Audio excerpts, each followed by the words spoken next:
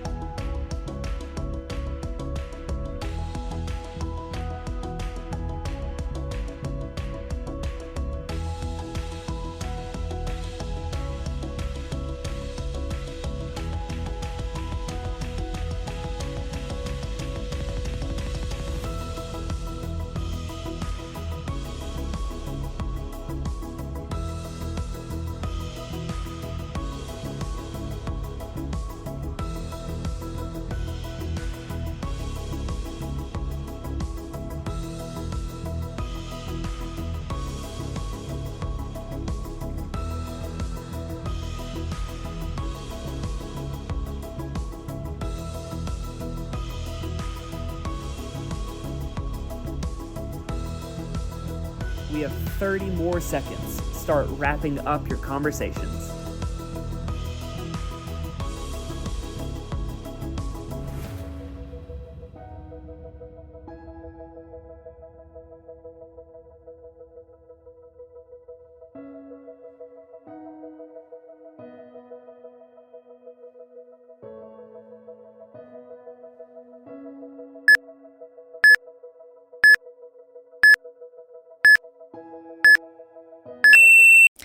As we continue with Jesus' story today, we're going to pick up once again on the day of his resurrection because, well, a lot happened that day.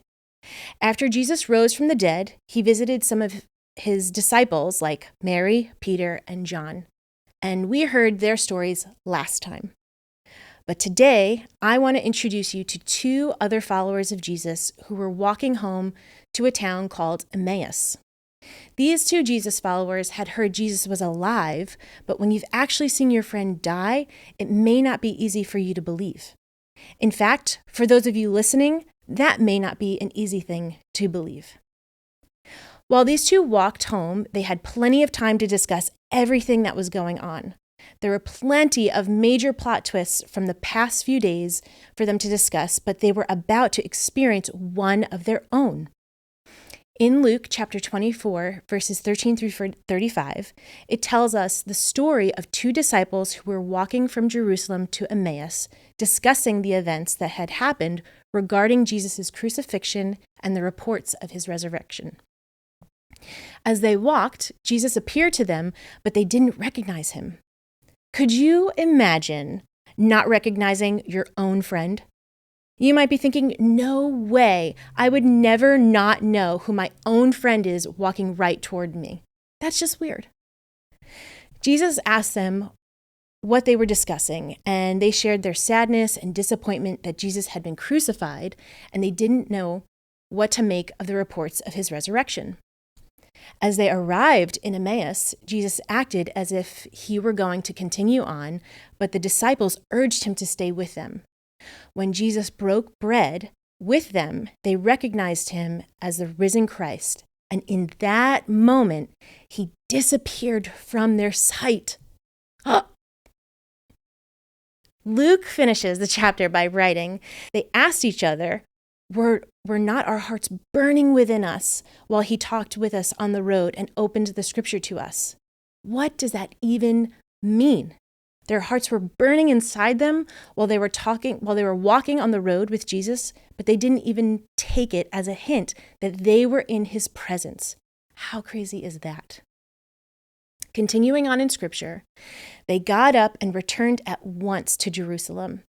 They found the 11 and those with them assembled together and saying, "It is true, the Lord has risen and has appeared to Simon." Then the two told what had happened on the way and how Jesus was recognized by them when he broke the bread. A plot twist indeed. It's hard to say why these two couldn't recognize Jesus right away when he started walking alongside them. They knew him well and would have been familiar with his face and with his voice. Can you imagine not recognizing your own friend? Maybe Jesus was in disguise, but that's kind of a weird way to mess with your grieving friends. Maybe Jesus intentionally prevented them from recognizing him for a while. Or maybe their grief over the loss of their friend was acting like a blindfold. Maybe their sadness made it hard to believe good things could really happen anymore. Maybe their pain was preventing them from seeing what was right in front of them. Sometimes our pain can prevent us from seeing what's in front of us or cause us to freeze in certain situations. Take a few minutes to discuss these two questions.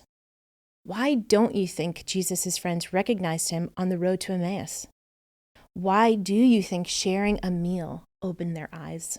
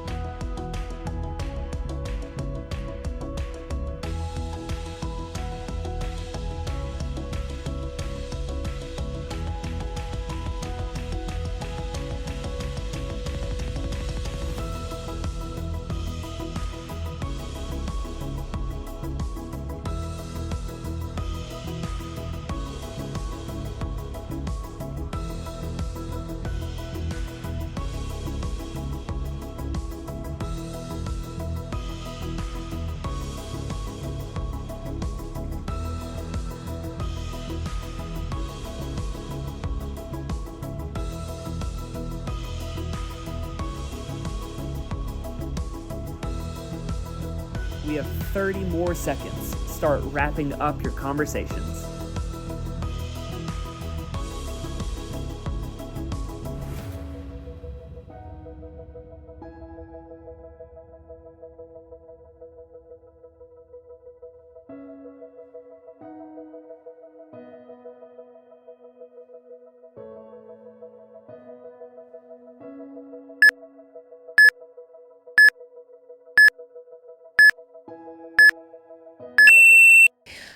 For the first few days, I was lonely at my new school. And sometimes when we are lonely, thoughts can creep into our minds that aren't true. So I was becoming lonely and sad. And as we mentioned, sometimes our pain can prevent us from seeing what's in front of us. On the third day of school, at lunchtime, I chose to have courage and sit with some girls from my class. And you know what? It was so much easier than I expected. The girls were so patient and kind and welcomed me in so quickly. And every day, our friendship grew more and more during lunchtime. Jesus wasn't offended when his friends didn't recognize him. Instead, Jesus patiently walked with them, discussed their feelings and their doubts with them, and helped explain some of the events from the past few days that were the hardest to understand. When they arrived in Emmaus and sat down for a meal together, they finally realized Jesus had been right there with them the whole time. When we feel alone, Jesus is present with us. We may not see him and we may not recognize him immediately, but Jesus is always present. Maybe you've seen this in your life. Maybe you can look back on a moment and think, oh my goodness, God was there the whole time. How did I miss that? Or maybe you're in the middle of one of those moments now. Maybe you're on your own road to Emmaus. You're experiencing grief that is affecting your perspective. Or maybe you are feeling disappointed about certain circumstances, a test you bombed, a performance that didn't go so well. Or for some kids, maybe you didn't get into the high school or college you hoped for. Or maybe you're not feeling quite like yourself. Whatever you're going through, I wonder what Jesus might be trying to say to you right now at this moment.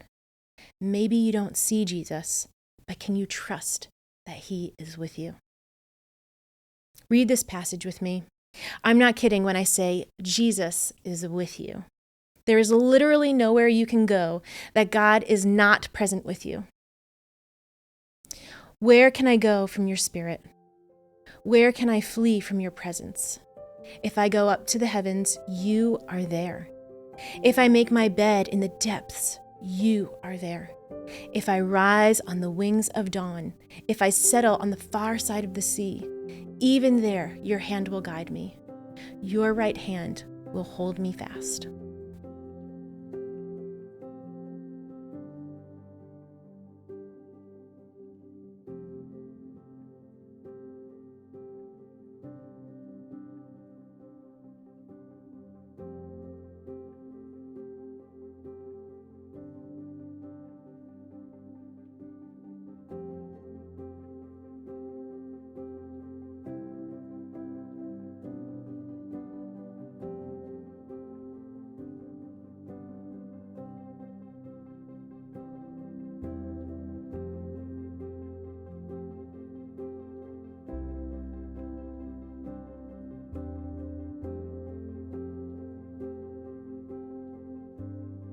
Hey everyone, we're from the Menlo Park campus and we're all on the student leadership team. My name is Hannah. I'm Caitlin. And I'm Anna.